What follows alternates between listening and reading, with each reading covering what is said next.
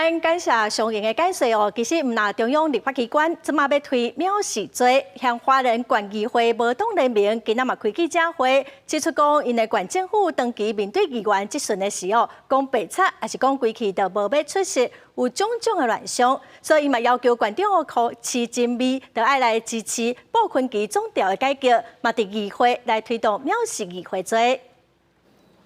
提各种指控县府伫议会藐视议员质询的牌仔。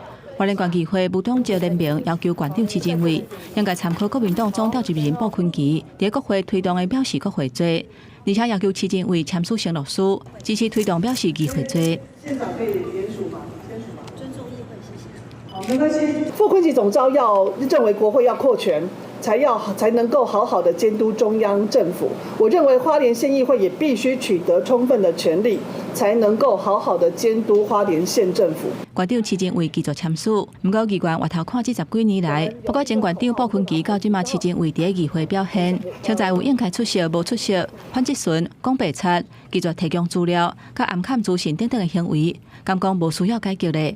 希望花莲县长徐榛蔚能够响应她的这个丈夫傅昆萁立委推动的我们一起先在花莲来推动藐视议会罪。国民党议员大部分是拢低调无愿意回应，讲无清楚表示议会罪内容。这个地方是不是值得来实行、来执行？